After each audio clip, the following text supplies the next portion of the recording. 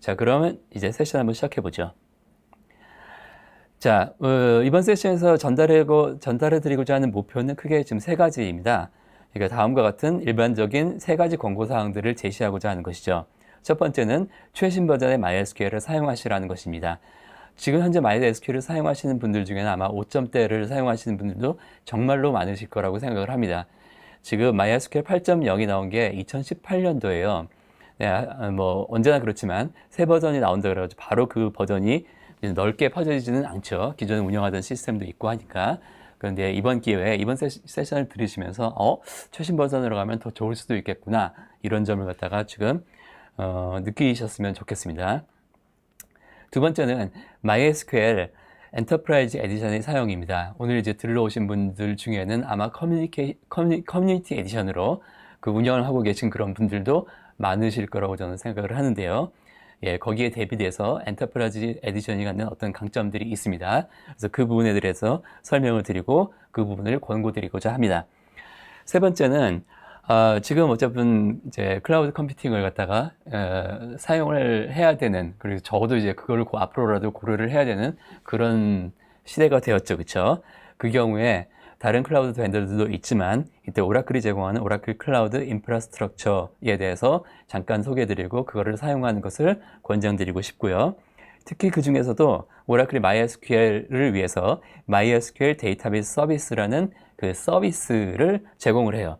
그 세 가지, 그래서 그거를 갖다가 사용하는 것을 역시 권장드리고 싶습니다.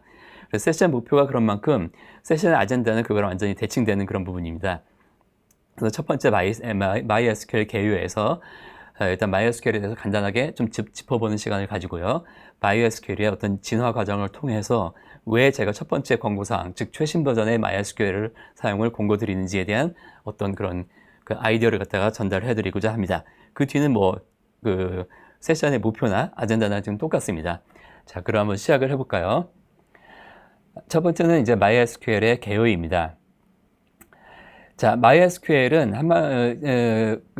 여기서 지금 그 dbengines.com이라는 그런 부분이 있어요. 여기서는 결국 각종 SNS나 또는 커뮤니티, 포럼, 뭐 그런 데서 나오는 이 MySQL은 언급의 횟수, 그 밖에 뭐 MySQL에 관련된 잡 오퍼의 개수 등을 갖다가 전체적으로 고려한 어떤 데이터베이스 엔진의 인기 순위를 그 집계하는 그런 사이트입니다. 그래서 MySQL을 보면 결과적으로 월드 넘버 2라고 볼 수 있어요. 1위는 오라클이고 2위가 MySQL이죠. 그리고 양자의 차이가 별로 지금 나지 않고 있습니다. 그리고 지금 보고 계시는 자료는 2022년도 8월자의 어떤 기준이죠. 예, 이런 식으로 MySQL이 지금 세계적인 데이터베이스다라는 점을 갖다 확인하실 수가 있습니다. 참고로 같은 페이지에 접속을 해보시면은요, 이 랭킹의 어떤 그 지난 몇 년간의 트렌드를 갖다가 라인 그래프로 좀 확인하실 수가 있는 그런 부분들이 있어요. 그런데 거기서 알 수 있는 것은 뭐냐면은 1위 오라클, 2위 MySQL, 오라클과 MySQL이 1, 2위를 이렇게 차지하고 있는 이것이 거의 지금 현재 굳어진 상태이고 앞으로도 그게 달라질 것 같지가 않다라는 것을 확실하게 아실 수 있습니다.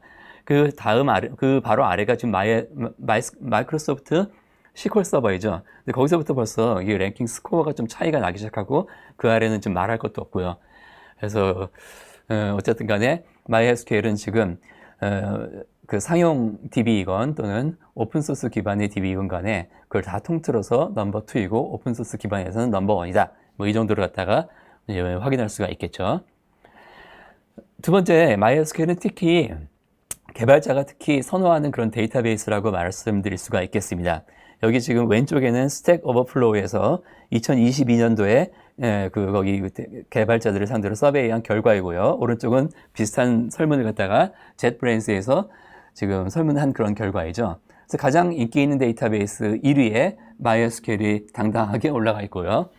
그리고 지난 12개월 안에 사용한 데이터베이스를 묻는 오른쪽 설문에서도 역시 MySQL이 1위를 차지하고 있습니다. 여러분들 중에 지금 개발자가 어느 정도 비중을 갖고 있으며 DBA가 어느 정도 비중을 갖고 있는지 뭐 그거는 잘 모르겠습니다만 아무튼 간에 개발자 입장에서는 특히 MySQL을 좀 선호하는 것 같아요.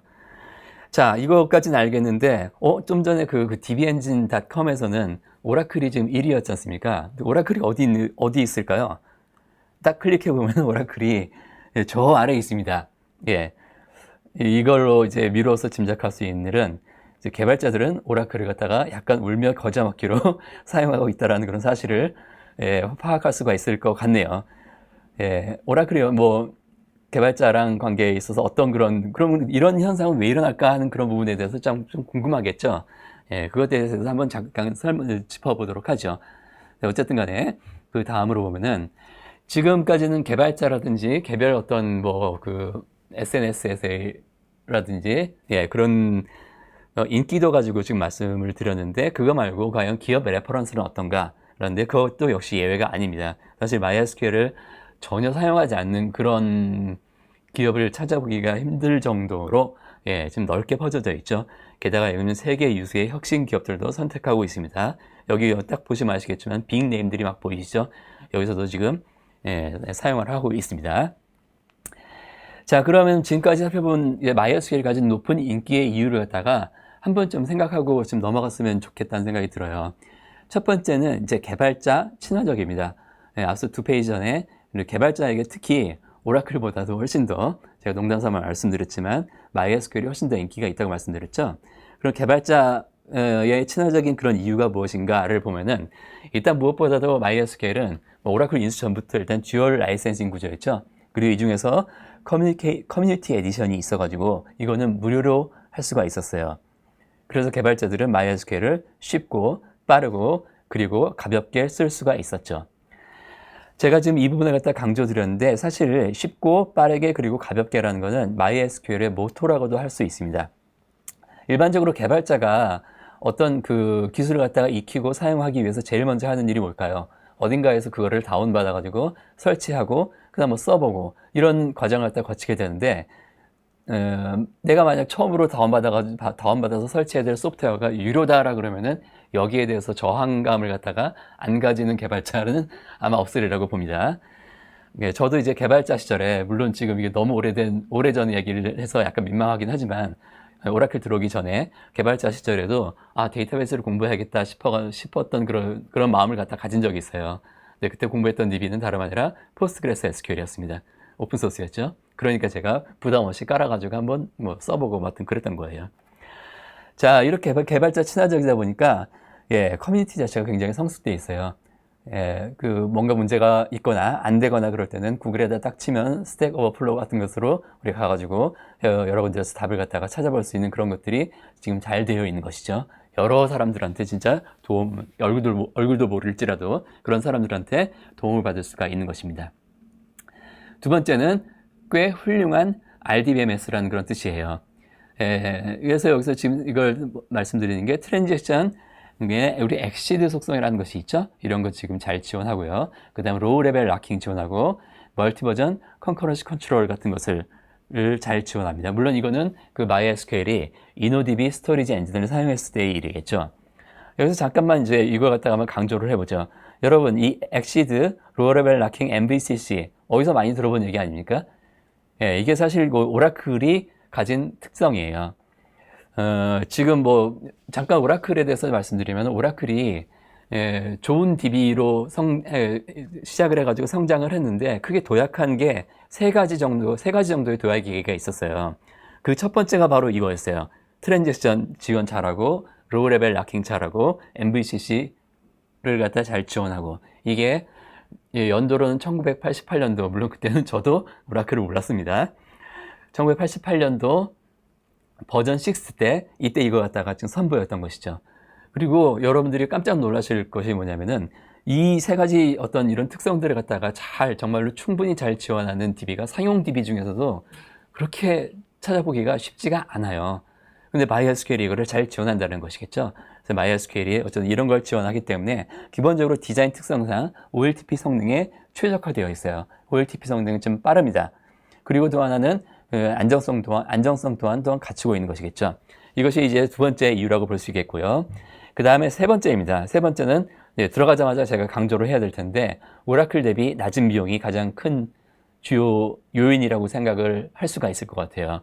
이건 어떤 개발자나 엔지니어들이 요구하는 그런 거라기보다는 기업이 요구하는 것이겠죠. 사실 기업이 개별 구성원들인 엔지니어 또는 개발자들이 요구에 따라 어떤 제품을 선정하고 도입해서 운영하지는 않습니다. 가장 큰 요소는 어디가 있냐? 비용이겠죠. 그래서 오라클 대비 낮은 비용이라는 것이 기업들에게는 가장 그 매력적인 포인트가 될 수 있을 것 같아요. 커뮤니티 에디션을 사용하는 경우에는 당연히 무료일 것이고요. 거기에 대비된 커머셜 에디션, 앞으로는 제가 이거를 엔터프라이즈 에디션이라고 부르겠습니다. 이 엔터프라이즈 에디션의 비용도 제가 여기다 구체적인 수치는 적지는 않았지만 오라클과 비교하면은 비교 불가할 수는 없는 수준으로 저렴하다고 볼 수 있습니다. 그래서 이 부분을 갖다가 놓고 그 다음 페이지에서 MySQL과 오라클을 갖다가 한번 양자를 놓고 한번 좀 비교 아닌 비교를 한번 해보도록 하겠습니다. 여기에 지금 그러면 기준이 되는 것은 바로 용량과 비용과 그리고 앞서 제가 시작하자마자 말씀드렸던 데이터 아키텍처라는 얘기고요. 여기서 일단 기본 전제입니다. 어떤 DB 엔진을 선택하느냐에 대해서 어떤 DB가 가장 좋냐 이런 것은 사실 정답이 없는 그런 얘기라고 생각을 하고요. 중요한 거는 우리가 지금 하고자 하는 어떤 업무를 지원하는 데 있어서 충분한 정도의 어떤 기능이랑 무슨 성능이랑 안정성이랑 이런 걸 갖추고 있는 DB라면 그거면 충분하다라는 것이 일단 기본 전제라는 겁니다. 제가 여기서 버저스라고 지금 딱 해놨지만 어느 편에 손을 갖다 일방적으로 들어주려고 지금 이런 장표를 만든 건 아니라는 얘기겠죠. 이걸 갖다가 저는 이렇게 한번 표현을 하고 싶어요. 아래쪽 그래프를 보시면요. 예, 가로축은 용량이고요. 데이터의 용량이겠고 그 다음에 왼쪽은 그 다음에 그 기업이 감당 가능한 비용을 갖다가 나타나고 있습니다. 세로축은. 이거 갖다 보면은 쭉 포물선을 그리면서 올라가다가 그 다음부터 예, 평행하게 나가든지 아니면 서서히 증가하든지 또는 서서히 떨어지든지 그런 식으로 지금 그림을 갖다가 볼 수 있습니다. 제 하나 차례로 설명드리도록 하겠습니다. 이 그래프에서 제일 맨 왼쪽에 있는 것이 바로 붉은색 영역이죠. 이 부분은 바로 그 소용량에서 중용량에 해당하는 그런 부분입니다. 그 표현이 약간 모호하긴 하지만 아무튼 이게 바로 MySQL의 본래 영역이에요. 제가 본래라는 말에 언더라인을 그은 이유가 아까 MySQL의 모토가 뭐라고 말씀드렸죠? 쉽고 빠르게 그리고 간편하게 가볍게 이런 얘기였죠. 그래서 이런 부분에 딱 맞는 부분이 바로 이런 소용량에서 중용량에 해당한다는 얘기겠죠. 그리고 이 부분에 해당하는 것이 바로 MySQL의 대다수의 MySQL의 사용 그런 유시지가 바로 이 영역에 되어 있다고 저는 생각을 합니다. 대부분 이거는 상대적으로 어떤 독립적인 단위 OLTP 시스템이 여기에 해당되는 것이겠죠. 그 다음에 이제 지금 대용량으로 나가요. 대용량으로 나가면은 이때부터는 바로 오라클의 오라클의 영역이 테리토리가 되는 그런 부분이 될 수 있다고 볼 수가 있습니다. 물론 용량이라고 그랬을 때 MySQL의 그 InnoDB 스토리지 엔진에서 용량 부분에서 요만큼만 사용해야 된다고 못 박은 게 없어요. 사실 우리 레퍼런스 매뉴얼에서 리밋을 찾아보면요. 스토리지의 리밋이 거의 없는 것처럼 보일 정도로 되어 있습니다. 하지만 여러분들 실제로 뭐 수테라짜리 그런 MySQL 인스턴스를 보신 적이 있을까요? 뭐 있더라도 정말로 좀 드문 일일 거라고 저는 생각을 합니다. 일단 그 영역을 넘어가게 되면은 그 다음부터는 좀 대용량이라고 볼 수가 있을 텐데 이 부분은 완전히 오라클이 거의 그냥 잡고 있는 그런 부분이라고 생각할 수 있어요. 그 이유는 첫 번째는 오라클이 그 대용량이 된 이유가 뭘까요? 어떤 한 데이터베이스가 그냥 사이즈가 점점 커졌다기보다는 전반적으로 여러 가지 업무들을 갖다가 한 통에다 통합해가지고 관리하는 그런 형태인 것이 한 주요한 요인이 될 거라고 생각을 합니다. 그런데 오라클은 여기에 최적의 구조를 갖고 있어요. 그리고 이렇게 통합을 했음에도 불구하고 거기에 걸맞는 확장성을 가져오죠. 그게 바로 쉐어드 아키텍처 기반의 RAC 구조가 바로 그 얘기를 갖다 하고 있는 것입니다. 두 번째는 범용성입니다. 그렇게 데이터를 많이 모아놓게 되면은 거기서 어떤 단위 업무를 돌리게 되지는 않아요. 그 안에서 온갖 업무를 다 지원하게 되어 있습니다. OLTP 업무는 물론 올랩 그리고 각종 무거운 분석이라든지 배치라든지 온갖 같은 그런 업무들을 갖다가 지원할 수 있는데 방금 말한 통합, 확장성, 범용성 측면에서 오라클 DBMS를 따라올 수 있는 DB는 지금 전혀 없다고 과감하게 말씀드릴 수가 있거든요. 그래서 이 부분은 오라클이 지금 주된 어떤 영역이라고 생각할 수 있겠고요. 그 다음 또 한 가지 말씀드린 것은 그 데이터 아키텍처란 말을 잠깐 언급드렸는데 데이터 아키텍처상 이 부분이 가장 효율적인 영역이에요. 왜 그럴까요? 확장성을 충분히 제공하는 그런 구조에서 데이터가 통합되어 있어요. 그리고 그 안에서 모든 걸 다 할 수 있어요. 그럼 데이터를 갖다가 여기로 저기로 이리저리 옮겨다니고 복사하고 복제하고 그럴 필요가 없다라는 얘기입니다. 데이터에 관련된 모든 작업을 갖다가 그 단일 플랫폼 안에서 할 수 있다는 것이 가장 큰 장점이기 때문에 데이터 아키텍처 자체로의 어떤 효율성 측면에서 본다면은 이 부분이 가장 좋은 영역이라고 볼 수 있겠죠. 하지만 여러분 아시다시피 지금 보시다시피 이 그래프는 포물선이에요. 네, 왼쪽은 감당 가능한 비용이고 감당 가능한 비용은 점점 갈수록 이제 그 극대값에 도달하게 되게 있죠. 예, 도달하게 되어 있습니다. 예, 그래서 이 지점을 갖다가 벗어난다면 이제 오라클로 그걸 갖다가 다 감당하기에는 비용상으로 문제가 생겨요. 그래서 그린 영역이 바로 그 부분인데 바로 초대용량입니다. 사실 우리가 초대용량이라는 말하는 것도 사실 오라클로 커버가 상당히 가능합니다. 사실은 가능해요. 그런데 문제는 오라클은 고가의 엔진이고 고가의 스토리지죠. 우리 엑사데이터라는 그런 플랫폼까지 고려를 한다면은 그런 경우라면은 제 아무리 돈을 많이 버는 그런 기업이라 하더라도 비용 한계에 도달할 수밖에 없는 거죠. 이때 다시 대안을 고려하는 그런 영역입니다. 그래서 더 이상 이제 그 금액을 갖다가 올리는 것이 아니라 적어도 평양하게 또는 뭐 그렇게 가져가자는 그런 얘기가 되겠죠. 자, 그럼 여기서 쓰이는 대안이 뭐 있을까요? 그런데 놀랍게도 여기서 MySQL이 쓰이는 경우가 있습니다. 예, 여기서 MySQL 쓰이는 경우가 있고요. 근데 다만 아직도 MySQL을 가다가 막 10테라 넘게 뭐 그런 정도의 어떤 좀 대용량의 데이터를 하나의 인스턴스로 관리하는 예는 극히 드물다고 말씀드릴 수가 있어요. 그래서 대부분 같은 경우는 이거 갖다가 어느 적절한 크기로 지금 나눌 때 사용하는 그런 것이 업무를 아예 분리를 하거나 아니면은 그 샤딩을 갖다가 구현하는 거죠. 이때는 커스텀으로 샤딩을 구현을 하는 것이죠. 그래서 이거는 일종의 기본적으로 오라클에 가지고 있는 어떤 통합 아키텍처와는 다른 분산 아키텍처로 구현하는 것이 보통입니다. 나중에 여러분들께 이 다시 보기와 함께 그다음 이 자료들이 나갈 텐데 오른쪽에 지금 페이스북 사례가 나와 있죠. 이 페이스북이 미국 본사에서 열렸던 오라클 관련 여러 가지 행사에서 자기들이 운영하고 있는 MySQL, 대용량 MySQL을 어떤 식으로 샤딩을 구현해가지고 했다, 뭐 그런 얘기들이, 사례들이 나와 있으니까 그 링크를 갖다가 클릭해가지고 동영상을 갖다가 보시는 것도 권장을 합니다. 다만 지금 통합 아키텍처에서 분산 아키텍처로 가는 것이고, 그리고 샤딩 자체를 갖다가 구현하는 것도 굉장히 어려운 것이기 때문에 데이터 아키텍처 상으로 가장 이게 쉽고 효율적인 영역이라고는 말씀드릴 수는 없을 것 같아요. 아무튼 이런 점을 갖다가 고민을 하시고, 그렇기 때문에 오른쪽에 제가 그래프를 갖다가 비용이 더 이상 증가하지 않는 게 아니라 감소하는 거 있죠? 요 영역이겠죠. 요 영역을 갖다가 사람들은 추구를 하겠지만 실제로는 이거나 또는 이 위로 갈 수도 있다라는 그런 점을 갖다가 말씀드리고자 합니다. 왜냐면은 데이터 아키텍처상 방금 말씀드린 그런 특성들이 있기 때문에요. 그 다음에는 뭐 한 가지만 간단히 언급드리면 데이터 레이크하우스가 있겠습니다. 데이터 레이크하우스는 여러분들 뭐 들어보신 분도 있고 안 들어보신 분들도 계시겠지만 이거의 가장 간단한 형태의 그 아날로지는 그 스토리지 티어링이에요. 싼 데이터는 싼 데다 저장하고 비싼 것만 DB에다 집어넣자, 그런 개념인데, 그 싼 것을 갖다가 클라우드 벤더에서 모든 클라우드에서 제공하는 오브젝트 스토리지를 이용을 하고, 다만 데이터베이스가 그 오브젝트 스토리지랑 자기 DB 안에 저장한 데이터를 한꺼번에 우리가 핸들링 할 수 있는 그런 구조를 갖다 의미합니다. 근데 이런 식으로 우리 고려를 하실 수도 있을 것 같아요. 자, 그럼 그 다음으로 넘어가겠습니다. 자, 그러면 이제 MySQL의 이제 발전 과정을 살펴보는 것인데, 아마 2009년 정도에 오라클에 인수되었다는 그런 발표를 들었을 당시에 MySQL 유저들은 뭐 암울하다라는 그런 생각을 갖다 가지셨던 분들도 많았던 거로 압니다만, 근데 그 결과는 그게 아니었어요. 오라클이 그거를 갖다가 정반대로 더 좋게 만들었었죠. 오라클이 MySQL에 그 뒤를 손댄 것을 보면요, 첫 번째는 전반적인 성능과 안정성을 향상시키는 방향으로 갔어요. 예를 들어서 여기 지금 5.7에 최대 처리 성능 향상이라는 부분이라고 지금 나와 있죠. 이 부분의 뉴피처를 보면은 뉴피처긴 뉴피처인데 두리뭉실해요. 구체적인 내용이 없어요. 그건 무슨 말이냐면은 특정한 어떤 피처의 영향뿐만이 아니라 전반적인 코드 리팩터링을 갖다가 통해서 이런 성능 향상을 가져왔다는 그런 뜻이겠죠. 오라클은 그러니까 MySQL의 진심인 겁니다.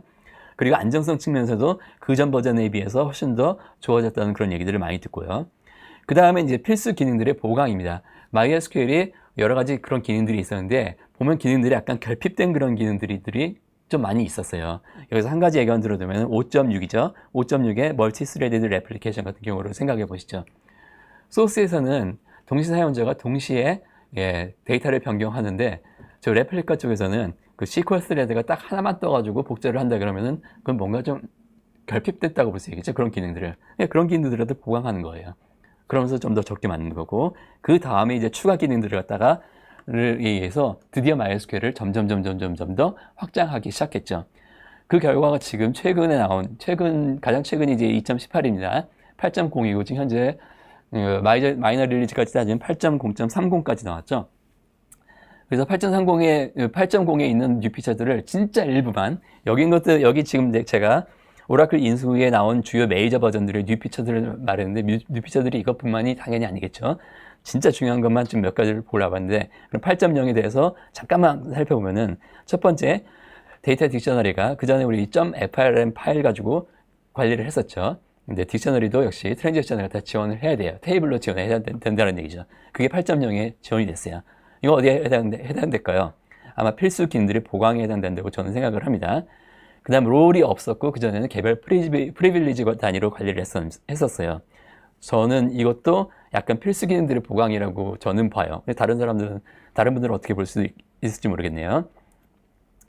그 다음에 CTE, Common Table Expression 또는 우리가 Sub Query Factoring이라고 부르는 것들이기 때문에 이제부터 SQL 쿼리를 갖다가 아주 잘 리더빌리티하고 모듈러하게 코딩할 수 있는 그런 길들이 열린 것이겠죠. 이건 이제 추가 기능들에 대한 확장이라고 볼 수 있겠고, 그 아래쪽에 해시 조인, 애널리틱 펑션, 우리 보통 윈도우 펑션이라고도 부르죠. 그 다음에 병렬 처리, 뭐 이런 부분들 같은 경우는 아까 말씀드렸다시피 MySQL이 기본적으로 OLTP를 그 타겟으로 하는 그런 디자인이었잖아요. 근데 이것들은 보세요. 방금 말씀드린 세 가지는 뭔가 올랩적인 그런 요소들이 들어가 있게 되어 있는 거죠. 점점 더 이렇게 정말 좋아지고 있습니다. 그 다음 아래쪽을 보시면은 세퍼시스트, 인비지블 인덱스, 리소스 매니지먼트는 이거는 오라클에서 있는 기능들이랑 이름까지 똑같은 것들도 있어요. 그러니까 오라클에서나 제공되던 그런 기능들을 갖다가 하나씩 도입하고 있다는 겁니다. 그래서 오라클 인수 후에 MySQL이 계속해서 좋아지고 있다는 점이고요. 여기서 다시 한번 더 그 트렌드를 갖다가 몇 가지 중요한 트렌드만 짚어봐간다면요. 일단은 MySQL 보면은 설정이 표준화, 자동화가 이루어지고 있어요. 표준화를 보면은 이거는 그 베리어블, 오라클에서는 파라미터라고 부르죠. 이 베리어블들의 이름이라든지 또는 얘들이 가지는 디폴트 값들이 굉장히 막 차근차근 정돈되는 그런 느낌들을 주고 있어요. 그 다음에 또 한 가지 그 InnoDB Dedicated Server라는 그 8.0의 파라미터가 지금 나왔거든요. 얘를 갖다 on으로 설정을 하면요, 버퍼풀과 InnoDB 버퍼풀과 리드로그가 아래 표에 나온 그런 규칙대로 자동 사이징이 돼요. 이거는 오라클로 비교하면 오라클이 그 SJ 타겟이라는 파라미터를 갖다가 설정을 하면은 SJ 안에 있는 여러 가지 그 요소들이 있잖아요. 얘들을 갖다가 자동으로 크기를 조절하거든요. 오토 튜닝을 하는 겁니다. 그거의 어떤 시발점 같다는 그런 생각을 갖다가 가지고 수밖에 없는 것 같아요, 저는. 그래서 이렇게 설정의 표준화 자동화 형태로 지금 가고 있다는 점이 굉장히 정말로 앞으로 MySQL을 더 쓰기 쉽겠구나라는 그런 생각을 좀 하게 되겠고요. 두 번째는 예전에는 오픈소스답게 뭔가 좀 팬시한 기능을 갖다 만들고 싶으면 다른 오픈소스 툴들과 연동해가지고 복잡한 설정을 해야 했었는데, 이제는 이걸 갖다가 SQL 자체에서 네이티브하게 지원한다라는 얘기겠죠. 그게 바로 InnoDB 클러스터입니다. 그 전에 무슨 MHA니, 오케스트레이터라든지 뭐 이런 여러 가지 서드파티 툴들을 이용해서 이 하이 어베일러빌리티를 구현을 했었는데 이제는 그럴 필요가 없다라는 얘기죠. InnoDB 클러스터에 대해서는 나중에 다시 한번 설명드리겠습니다. 그 다음 세 번째는 아까 지금 오라클이 대용량 DB에서 강점을 보이는 특징 중에 하나가 말씀드렸죠? 범용성이란 말을 갖다가 제가 말씀드렸습니다. 이 범용성을 갖다가 오라클에서는 convergedness 또는 converged DB라고 표현을 하고 있습니다. 근데 MySQL도 그렇게 되고 있어요.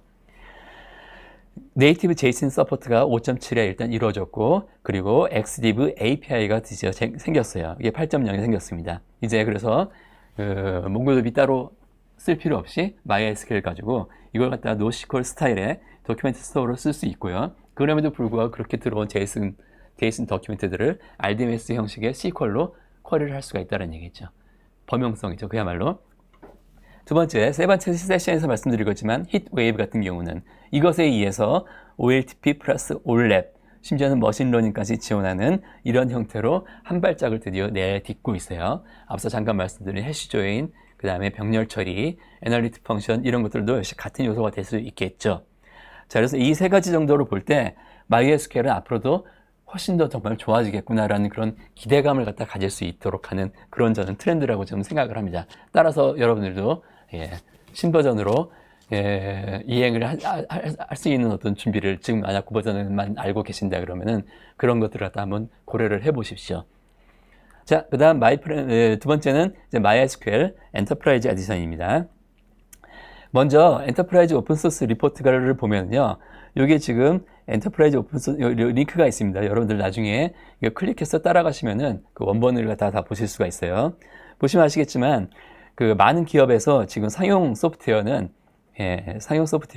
점점 더 줄어들 것이고 오픈소스는 늘어날 것이다. 근데 오픈소스 중에서도 그냥 커뮤니티 기반의 오픈소스보다는 엔터프라이즈 오픈소스, 엔터프라이즈가 관여하고 그리고 또는 그 관여한다고 하면 여기서 결국 사실 저거죠. 직접 그 서포트를 한 것이겠죠. 엔터프라이즈 에디션이라는 이름으로 엔터프라이즈 오픈소스가 더욱더 성장세가 바를 것이라고 예측을 하고 있어요. 그 이유는 당연한 얘기겠지만 뭐 여러 가지 그 이유들이 있습니다. 이유들이 있지만 가장 중요한 건 바로 네 번째예요. 기술적인 문제가 발생할 때 더 효과적으로 대응. 여러분들 MySQL이 아니더라도 어떤 다른 기술적인 주제이든지 뭐 사용하다가 안 되면 구글 찾죠. 스택 오버플로 같은 데 딱 들어가죠. 그래서 딱 한 번에 해결되는 그런 경우도 있죠. 그러면 만족스럽게 그 다음으로 진행을 하면 되는데 그것에서 해결이 안 되는 경우들이 있을 거예요. 그쵸?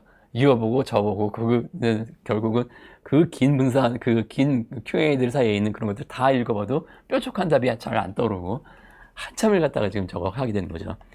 자, 그럼 개인 입장에서 당연히 그거는 시간 낭비이고 그리고 좀 짜증도 나고요. 그런 것이겠지만 기업 입장에서 사용하다가 만약에 문제를 만나가지고 그냥 커뮤니티 기반의 오픈소스를 쓰다가 그래서 이런 문제를 만나가지고 한다 그러면 기업 입장에서는 진짜 그야말로 시간 이퀄 돈이거든요.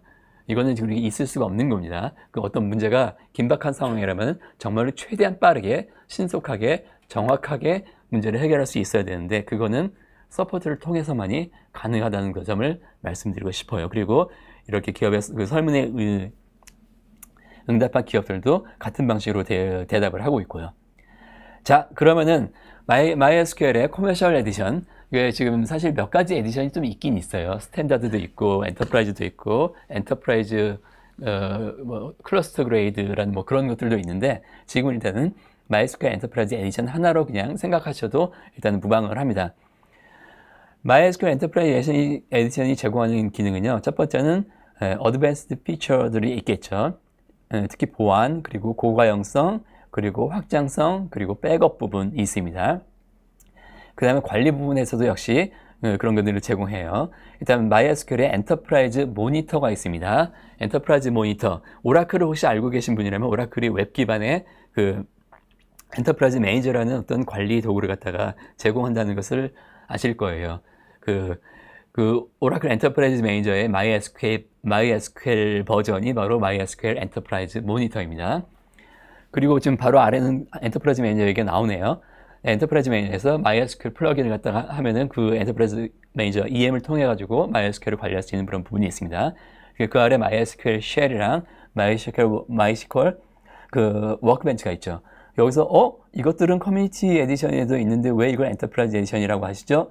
이런 질문이 나올 수가 있을 텐데 사실 MySQL 쉘이랑 워크벤치 둘 다 커뮤니티 버전의 그 바이너들이 있고요. 그 다음에 커머셜 버전의 바이너리가 있어요. 약간 다르다는 얘기입니다.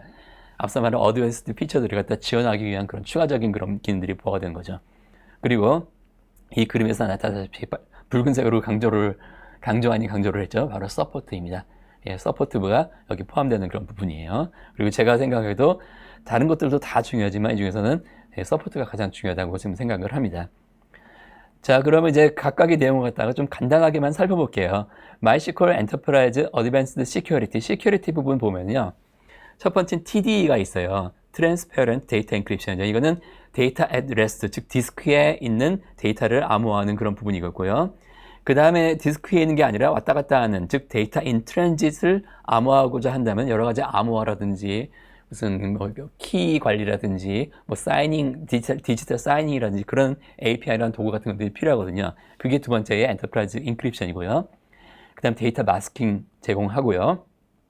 엔터프라이즈 오센티케이션 같은 걸 제공하고요. 엔터프라이즈 파이어월이라는 것은 이게 미리 말씀드리지만 여기 있는 모든 그런 내용들이 사실 오라클의 어드밴스 시큐리티 쪽에 있는 그런 내용들이랑 이름마저도 거의 동일하고 그 기능이 제공하는 그 핵심 기능들도 굉장히 똑같아요.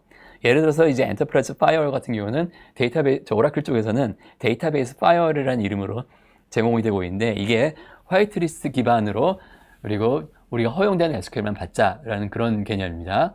이 기능의 가장 그 핵심적인 목표는 그 SQL 인젝션에 대한 그런 방어인데 이것이 MySQL에도 제공이 되도록 오라클에서 제공을 하고 있는 거죠. 엔터프라이즈 에이전을 통해서.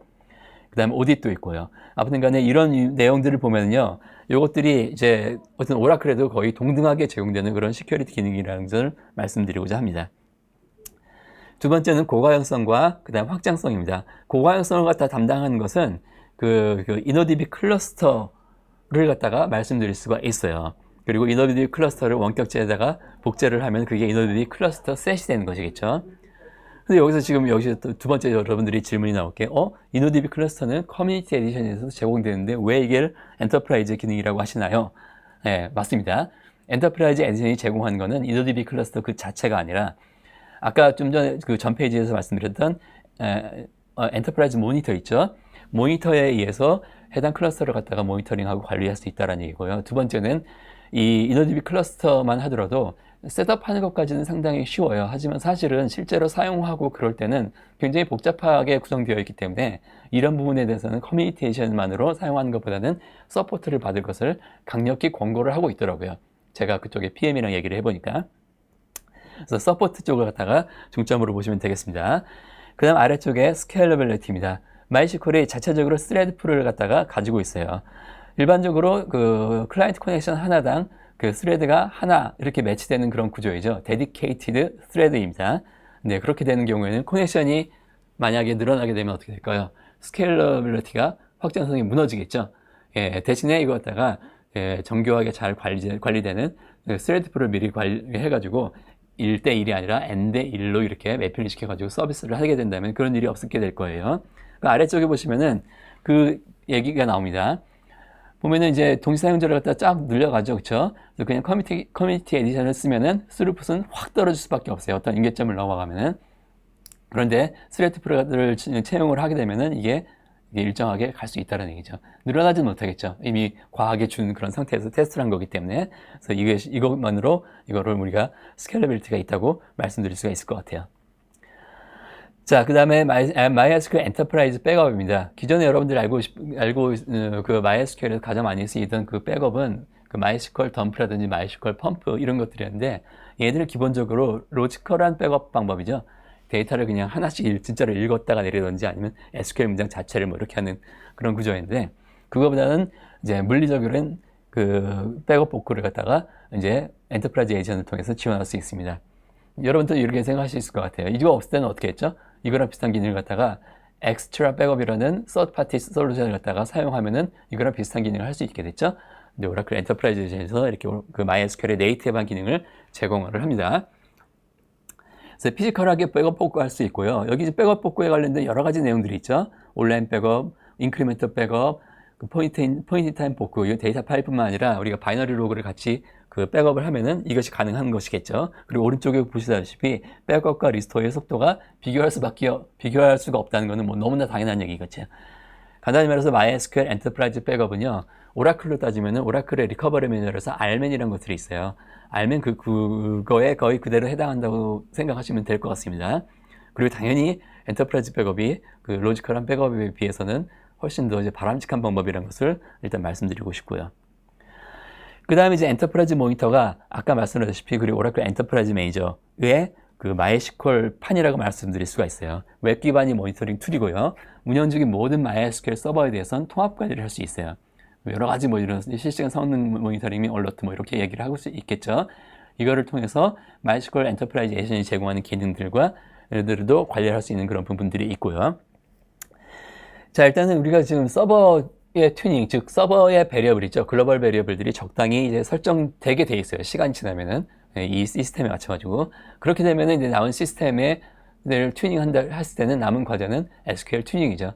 이게 정확히 파레토의 법칙이 성립을 합니다. 80대 20이에요. 그 다음부터는 베리어블 가지고 아무리 그렇게 해봤자 별다른 효과가 없어요. SQL 튜닝이 답입니다. 그래서 그 엔터프라이즈 모니터를 통해서 SQL 튜닝하는 그런 워크플로우를 간단하게 그 스크린 캡처로나마 보여드리도록 할게요. 딱 보면은 여기 보시면 왼쪽에 있는 메인 중에 지금 쿼리라고 나와 있죠. 쿼리라는 다른 딱 내용을 들어가면 여기에 일단은 기본적인 어떤 주어진 그 타임 윈도우에 대한 어떤 그래프가 나와요. 예. 이 그래프의 어떤 구간이라든지 그런 것들은 여기 오른쪽에 있는 컨피그레이션 뷰죠. 예, 맞습니다. 예. 눌러가지고 이걸 조정할 수 있고요. 이 안에서 이제 무빙 윈도우를 이렇게 파란색으로 영역된 부분 있죠. 왔다 갔다 또는 그 크기를 줄일 수 있어요. 그리고 여기가 지금 현재 선택된 구간이라는 얘기입니다. 그럼 이때 선택된 구간들에서 실행되었던 SQL들이 쭉 나오고 문제가 되는 SQL은 이렇게 빨간색으로 나오겠죠. 클릭해서 들어가면은 그 해당 문장이 나오고요. 그 각각의 어떤 실행 통계들을 확인할 수가 있어요. 근데 일반적으로 우리가 쿼리 튜닝을 할 때는요, 이렇게 모아놓은, 이거 통계잖아요. 에버리지라든지, 민맥스, 이런 것만 가지고 하는 것보다는 그 개별적인 어느 익세큐션 한 그런 인스턴스 있죠? 그거를 보고 튜닝하는 것이 좋습니다. 그래서 그 다음으로 들어가면 여기서 뭐, 퍼포먼스 스키마 쪽에 약간의 어떤 그런 것들이 필요하지만, 어느 정도 우리가 이런 설정이 끝나고 나면은, 이런 스캐터드 플롯이 보입니다. 여기 나오는 하나의 이 점들 또는 동그라미들이 뭐냐면은 그 실제 익세큐션 하나예요. 그 중에서 제일 오래 걸렸던 놈이 이렇게 빨간색으로 표시되니까 얘를 딱 클릭하면은 문장 나오고 문장에 바로 그래 익스플레인 실행 결과를 통해서 일종의 런타임 플랜을 갖다가 바로 확인할 수 있는 구조이죠. 사실 엔터프라이즈 매니저, 오라클의 엔터프라이즈 매니저도 오라클이랑 MySQL이 지금 내부적으로 코드를 인스트루먼트 하는 그런 그 방식이 굉장히 다르죠. 다르기 때문에 세부적인 내용은 다르지만 워크플로우는 이거랑 굉장히 비슷해요. 처음에 시간대에 따라서 어떤 그래프를 보고 그래프에서 어떤 원하는 구간을 선택하고 구간에서 탑 SQL을 찾은 다음에 그 SQL을 튜닝하는 그런 과정입니다. MySQL 엔터프라이즈 모니터를 갖다가 사용하면은 이런 과정이 가능한 거죠. 다만 여기서 한 가지 아쉬운 점이 있는데 그 오라클 지금 현재 오라클 데이터베이스 서비스, 오라클 OCI 위에서 제공하는 오라클 데이터베이스 서비스에는 이 중에서 이제 이 쿼리에 해당하는 부분, 지금 성능에 관련된 모니터링 하는 부분은 아예 그 웹 콘솔에 통합이 되어 있거든요. 근데 엔터프라이즈 모니터는 아직 그 통합은 아직 안 돼 있더라고요. 이거는 당연히 앞으로 될 거라고 지금 생각을 합니다. 제가 지금 무슨 얘기 하는지는 나중에 좀 이따 다시 보여드릴게요. 자, 그 다음에는 이제 마지막으로 말씀드릴 것은 다름 아니라 엔터프라이즈 서포트입니다. 여기 제가 지금 최대의 MySQL 엔지니어링 및 서포트 조지라고 말씀드릴 수가 있어요. 아시다시피 MySQL을 갖다가 커뮤니티 에디션 기반으로 제공하는 다른 클라우드 벤더들이 몇 개가 있죠. 대표적으로 아마존의 RDS도 그렇고 오로라 같은 것도 사실은 MySQL 엔진을 이제 주로 많이 쓰죠. 포스트그레도 쓸 수 있겠지만 그런 경우에 우리 오라클이 MySQL 지금 현재는 오너이지 않습니까? 그 오너 입장에서는 그쪽들을 갖다가 뭐라고 부르냐면 MySQL 포크라고 불러요. 예, 자기네들이 포크 해가지고 자기네들이 어떤 거기에 맞게 조금씩 변경해가지고 쓰고 있겠죠. 그래서 포크 조직의 그 엔지니어링 그 조직의 그 규모랑 이 오너 조직이랑 비교하면 당연히 오너 조직이 더 크겠죠. 그래서 제가 이렇게 말씀드리는 거예요. 최대의 MySQL 엔지니어링 및 서포트 조직이다. 이거 갖다가 좀 생각하셨으면 좋겠습니다. 자, 그 다음에 MySQL을 갖다가 이제 OCI에서 사용하는 부분을 갖다가 말씀드리도록 하겠습니다. 목표는 제가 말씀드리려는 목표는 당연히 MySQL 데이터베이스 서비스라는 것이에요. 자, OCI에 대해서 뭐 설명드리자면 또 역시 끝이 없겠지만 지금 시간이 지금 OCI에 관련된 얘기가 아니죠. 오라클 클라우드 인프라스트가 이런 특장점을 가지고 있다라는 그런 얘기니까 지금 뭐 이런 것에 대해서 좀 더 알고 싶으시다면 역시 뭐 유튜브라든지 그런 데 찾아보시면은 아마 이런 개괄적인 그런 내용들은 역시 많이 나와 있을 겁니다. 제가 일단 드리고 싶은 말씀은 여러 가지 정말 장점들이 있는데 그 중에서 특히 눈에 가장 보이는 거를 말씀드리는 겁니다. 어떤 것들은 숨어 있어가지고 잘 안 보이는데 눈에 가장 보이는 게 바로 프라이스 퍼포먼스예요. 가성비, 가격 대비 성능 또는 성능 대비 가격 이걸 갖다 말을 하는 건데 OCI는 이 프라이스 퍼포먼스만큼은 진짜로 탑 벤더 대비에 우월한 것을 제공하고 있습니다. 그 내용이 여기 설명되어 있고요. 보다 자세한 정보는 이 링크를 통해 가지고 나중에 들어가셔서 한번 확인해 보시기 바랍니다. 사실 이게 좀 의아한 부분이 있을 수도 있어요. 오라클 하면은 그 가격이 비싸다라는 그런 이미지가 굉장히 그동안 많이 갖고 계실 텐데, OCI 클라우드 쪽으로 오면은 얘기가 또 완전히 좀 역전되는 그런 경향이 있습니다. 자, 그러면은 MySQL을 OCI 위에서 그러면 사용하는 두 가지 방식이 있다 그러면 첫 번째는 IaaS 방식으로 쓸 수도 있겠죠. 이건 DIY 스타일로 그냥 그러니까 뭐랄까 온프레미스랑 비슷하게 내가 다 깔아가지고 다 구성해가지고 그런 쓰는 부분입니다. 하지만 지금 저희가 이런 방식으로 사용하시라고 권장하지는 않겠죠. 다시 우리가 파스 방식이 있습니다. 파스 방식이라는 것은 해당 서비스를 OCI에 의해서 매니지드 서비스 형태로 제공한다는 그런 뜻이죠. 이게 바로 MySQL 데이터베이스 서비스, 줄여서 MDS라고 표현하는 그런 부분입니다. 바로 이 부분을 갖다 권장하는 것이고요. 이 부분에 가진 장점은 뭐냐면 하나만 들어서 자동화예요. 많은 부분이 자동화가 되어 있기 때문에 개발자는 또는 DBA 부분들이 그 자동화가 되기 전에 수동으로 해야 됐던 그런 작업들에서 해방된다는 것이 엄청나게 중요한 의미를 가지고 있습니다. 이 자동화의 내용을 딱 보시면요. 여기 보시면 데이터 센터 준비부터 스토리지, 서버, OS, 데이터베이스까지 쭉 뭐가 나와 있죠. 그래서 MySQL을 온프레미스에서 사용하거나 또는 IaaS 방식으로 사용한다 그러면 이런 오토메이션은 전혀 우리가 기대할 수가 없겠죠. 기대할 수가 없고 이걸 다 우리가 손으로 다 해야 될 텐데, 물론 이제 IaaS 방식으로 사용한다면 이 데이터 센터나 스토리지, 서버, OS 이거 이제는 어느 정도는 이제 자동화되는 부분이 있습니다. 왜냐하면 그 부분에 해당하는 리소스들은 역시 OCI 서비스를 통해서 사용하니까. 하지만 어제는 온프레미스로 따지면은 다 X표가 되겠고요. 반면에 MDS는 모든 부분이 좀 간편하게 할 수 있는, 원클릭으로 할 수 있는 또는 그냥 자동으로 되는 이런 것들이 다 혼재가 되어 있어요. MySQL 데이터베이스 서비스의 아키텍처를 잠깐 살펴보겠습니다. 여기 OCI 오라클 클라우드 인프라스트럭처의 구성을 아시는 분들도 계실 거고 모르시는 분들도 계실 것이기 때문에 간단하게만 말씀드릴게요. 여기 사각형 보면은 리전이 있죠. 리전은 말 그대로 지역을 의미하고요. 우리나라에는 서울과 춘천에 두 가지가 있습니다.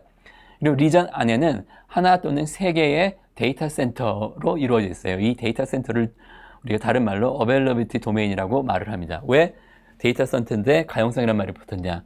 가용성은 AD가 만약 여러 개가 있으면은 뭔가를 우리가 분산해서 디플로이가 할 수 있지 않습니까? 그래서 이런 얘기를 붙일 수가 있는 것이 있겠고요. 하나의 그러면 AD 안에는 또다시 폴트 도메인이라는 세 가지 영역으로 나눴어요. 이걸 갖다 비유한다면은 격리된 데이터 센터인데 어떤 세 개의 층이 있어가지고 세 개의 층이 상당 수준으로 격리되어 있다고 가정을 해보시죠. 그 다음에 어떤 리소스를 우리가 디플로이 할 때 골고루 해놓으면은 당연히 폴트 톨러런트한 그런 개념이 생기겠죠. 그래서 이런 것들이 바로 물리적인 구조가 되겠고요. 여기다가 우리가 그 테넌트들은 우리들이 자기가 사용할 그 버추얼 클라우드 네트워크 VCN을 만듭니다.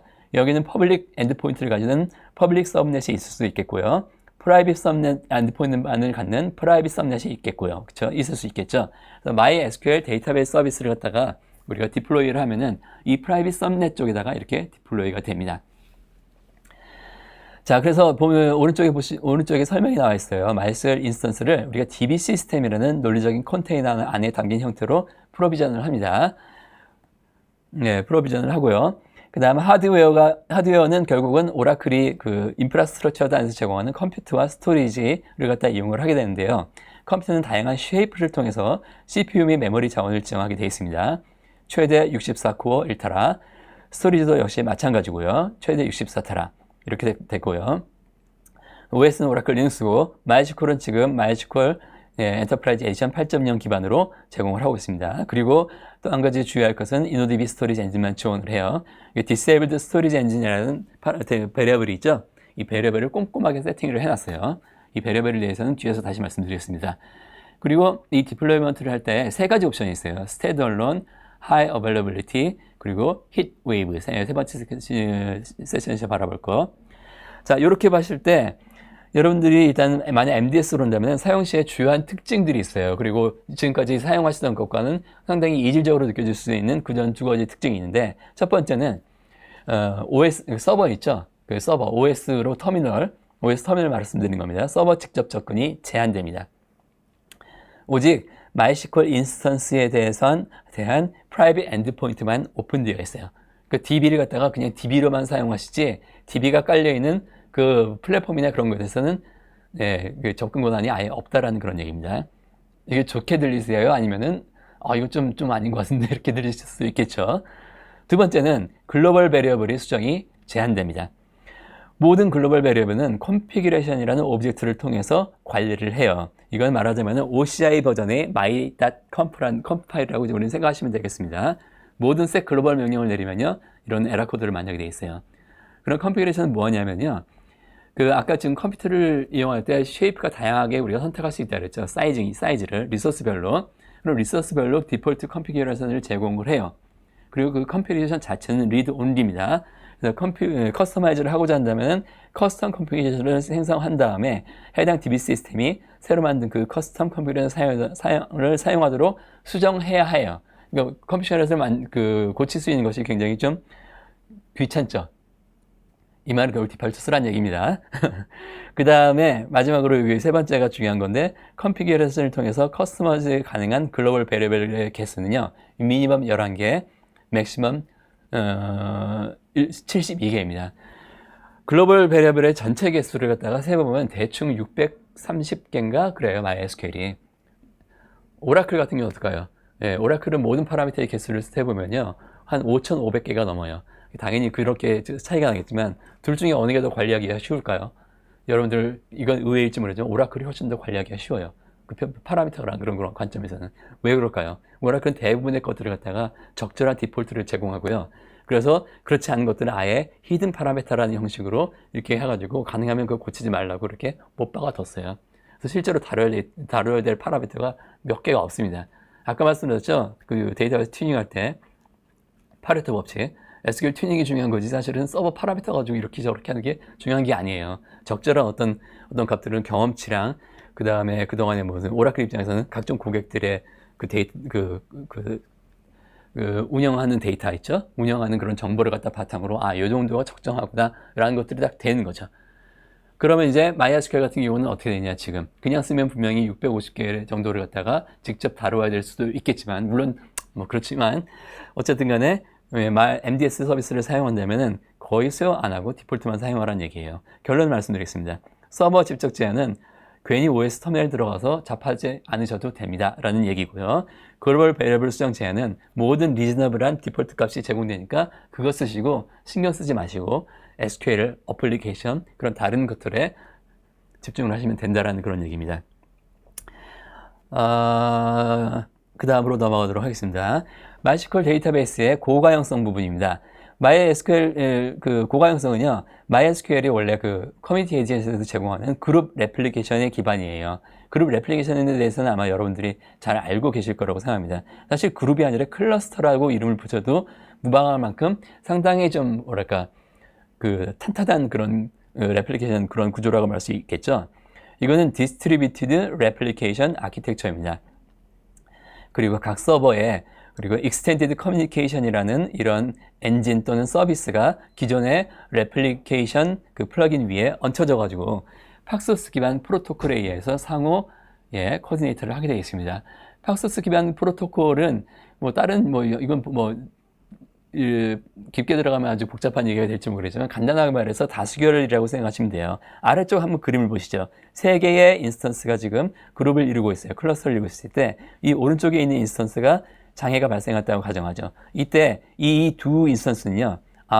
얘가 지금 죽었구나. 그럼 새로 우리 둘끼리만 새로 클러스터를 구성하자라고 할 수가 있어요. 왜? 2대 1이니까요. 다수결 원칙에 의해서. 그래서 이 공식을 갖다 일반화하면 바로 인스턴스의 개수는 2 곱하기 그리고 죽어도 어쨌든 가용성을 유지할 수 있는 그런 인스턴스의 개수 플러스 1이라는 그런 공식이 성립하게 되는 거죠. 근데 얼핏 보면 일단 보시면 알겠지만 이 공식이 뭐죠?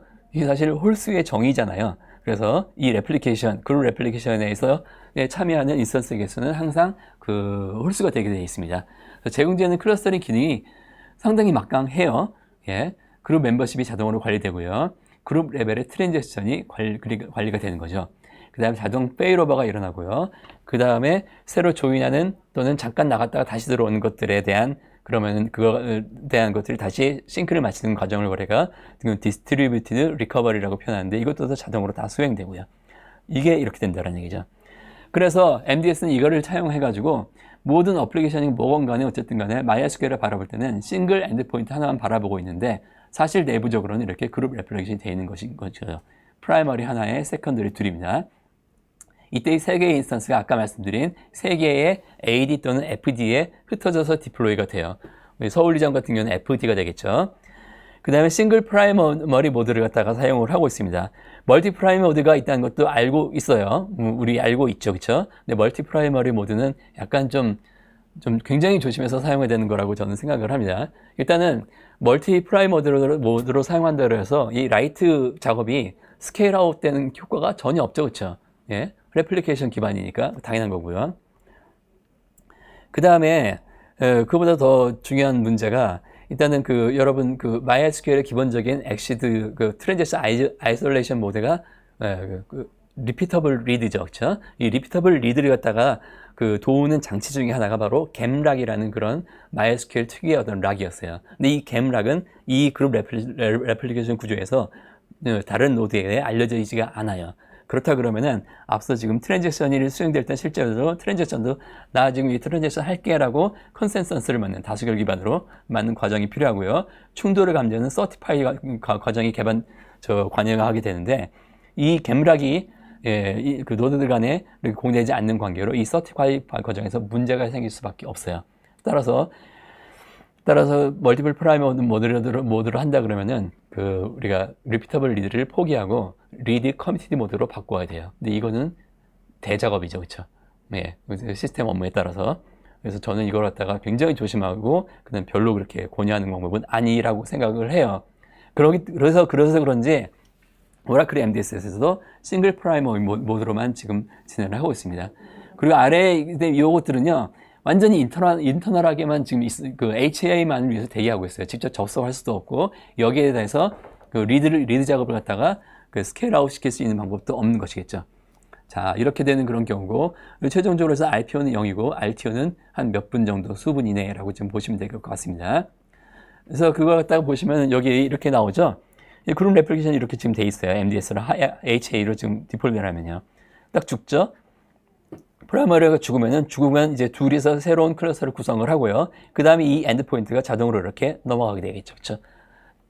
그 다음에 이건 페일오버이고 이제 스위치오버는 이제 딱 됩니다. 스위치오버는 단어를 딱 어떤 메뉴가 이렇게 웹 콘솔 안에서 제공되거든요.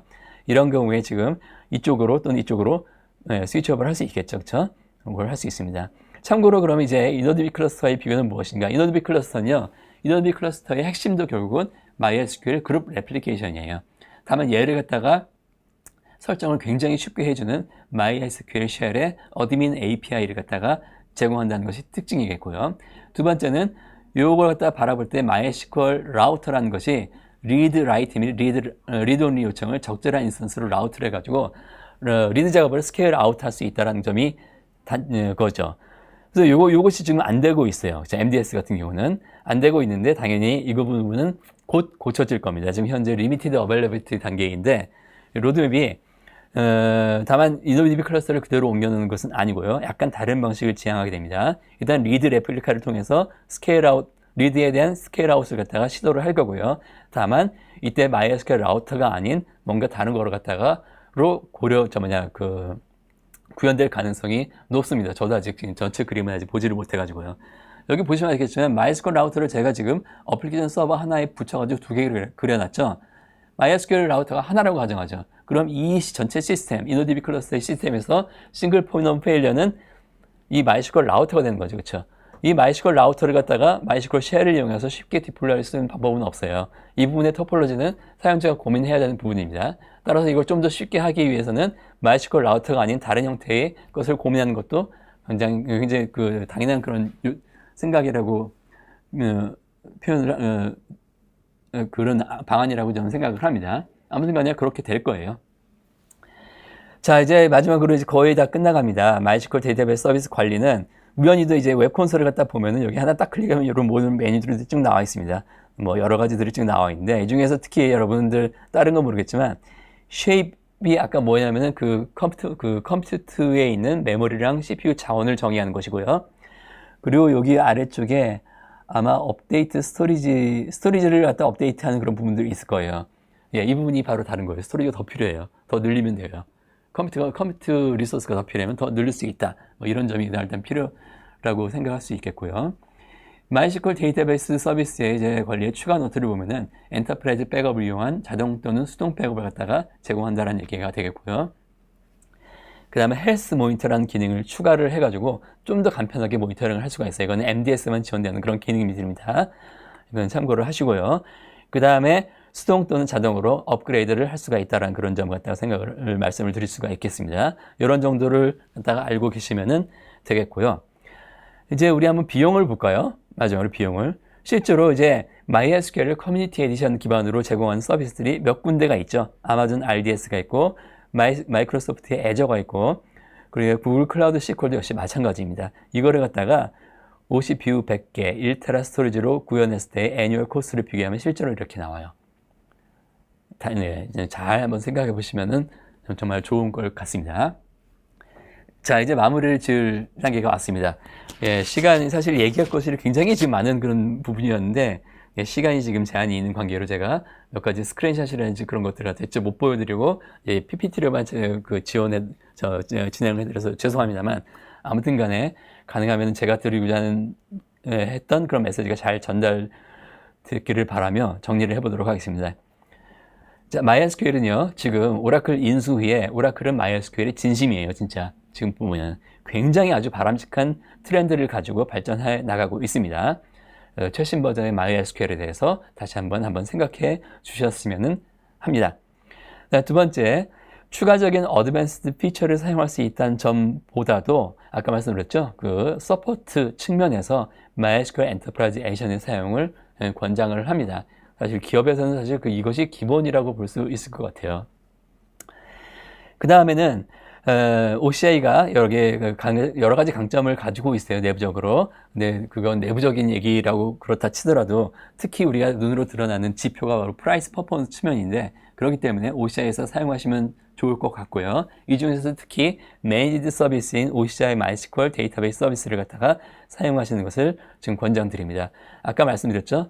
파라미터 관리해야 될 개수가 몇 개 없고 OS 터미널에 접속해가지고 그 다음에 작업을 할 필요도 없고 여러 가지들이 있습니다. 그렇기 때문에 이런 경우에 그러면 개발자 DBA라는 것은 일상적인 어떤 관리 부담을 갖다가 한결 덜어내고 기업에서 사실 일상적으로 관리하는 업무 자체가 돈을 벌어다 주는 게 아니잖아요. 어떤 어플리케이션을 어떻게 하고 어떤 업무를 어떻게 잘 지원하고 이 부분인데 이 부분이 바로 기업에서 가치 있게 쳐주는 그런 부분이에요. 그리고 이거는 엔지니어의 몸값과 직결되기도 하고요. 그래서 이런 부분 덜어버리시고요. 예. 어플리케이션 및 데이터 아키텍처에 대해 최대한 집중할 수 있다는 것이 가장 큰 장점이라고 볼 수 있겠습니다. 그리고 아까 말한 프라이스 퍼포먼스가 MDS에서도 방금 그래프를 통해서 보여드렸죠. 그리고 서포트 측면에서도 여기 오라클이 전 스택을 갖다가 관리하는데 그 위에서 MDS가 제공되는 형태이기 때문에 서포트 문제도 역시 가장 확실하다. 이 점을 갖다가 말씀드릴 수가 있을 것 같습니다. 자, 그러면 이상으로 지금 저희 세션을 마치도록 하겠습니다. 감사합니다.